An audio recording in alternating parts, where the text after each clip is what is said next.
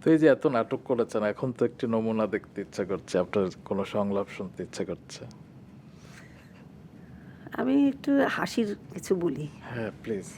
কোকিলারা থেকে বলি একটু। হ্যাঁ, কারণ কোকিলারা আমার জীবনের মোড় ঘুরিয়ে দিয়েছে। এটা প্রথম পর্ব, জি। আমি পুরোটা বলবো না, আমি একটুখানি একটা মজার ইয়েটা, যে যার সঙ্গে যে ছেলেটির সঙ্গে ওর ঘটনা ঘটে তার নাম ছিল আনু, ও ডাক্তার আনু ভাই। আনু ভাই যে খালি ভালোবাসার কথাই কইতো তা কিন্তু না, বড়ই বিদ্যান মানুষ তানি। সে আমার দেশের কথা কইতো, ইউনিভার্সিটির কথা কইতো, আর জানি কি, আর জানি কি, সভ্যহারা মানুষের কথা জিগাইতো। আমার জিগাইতো মৌলানা ভাসানীর নাম শুনেছিস?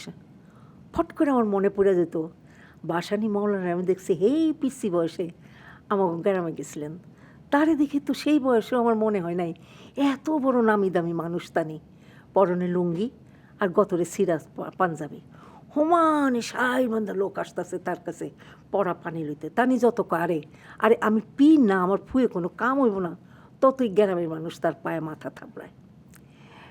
আমার বাজানেও তার পড়া পানি লইয়া আমার মারে খাওয়াইছিল হাঁপানি বাড়ানোর লেগা।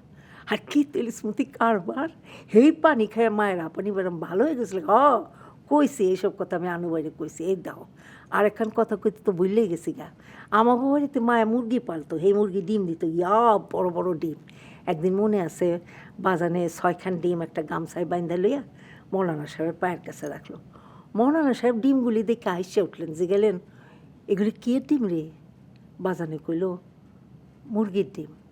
তো মুরগি যদি কালে এত বড় হয়, তোর মুরগি কত বড় রে, দামড়ার মতন।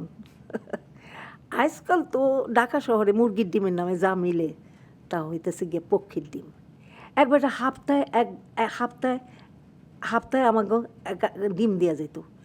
যত দিন যায় বেটার ডিম তত ছোটো হয়। একদিন তো খালাম্মা দৌড়েই বসলেন, যে গেলেন ছক্কু মিয়া, তোমার ডিম তো দেখছি দিনকে দিন ছোট থেকে আর ছোট হয়ে যাচ্ছে, ব্যাপারটা কি? ছক্কু মিয়া খাস ঢাকাইয়া ব্যবসাদার, খালাম্মার কথা হই নেই, লগালগ মুখখান বেজার করে ফেলাইল। বেগম সাহেব, আন্ডা খেলা দিনকে দিন ছোট হইবার লাগতেছে, ওইটা পরে কইতেছি, আগে আপনি ভুল কথাটারে শুদ্ধ করে দিই। ওই যে করেন ছক্কু মিয়া তোমার আন্ডা, আন্ডা করলাম বেগম সাহেব আমি পারি না, আন্ডা পারে মুরগি। এলা হনের আন্ডা ছোট হনের হিস্টোরি, মুরগির কোনো দোষ নাইকা বেগম সাহেব, ওরা তো দানা পানি খায় আন্ডা ছাড়ানো লাগে। মগর দেশের মধ্যে চারদিকে এমন হাও কাও, এর মধ্যে শান্তি মতন আন্ডা ছাড়বো কেমতে?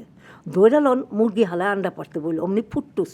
হ্যাঁ ফুটটুস কি বুঝতে পারেন না? গুল্লি গুল্লি বম, চায়ের মুড়ে থেকে ঠুস ঠাস, বস মুরগি উঠলো খিচায়া, লগালগ আন্ডা হালায় ফাটা বেনলো না, দম ছেড়ে দিল, আন্ডার সাইজ হয়ে গেল একটা পক্ষীর আন্ডা লাহানো।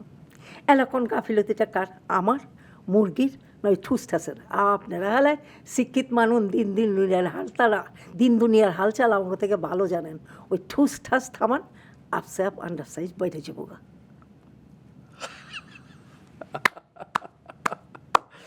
দর্শক প্লিজ দেখুন, আমার গুজবাম্প হচ্ছে, চোখের সামনে এরকম অভিনয়, মাই গড।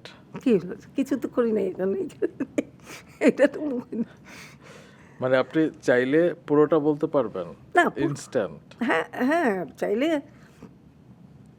একটু দেখতে হবে, হয়তো সবসময় তো আর থাকে না, এইগুলা মাঝে মাঝে করি বলে একটু থাকে।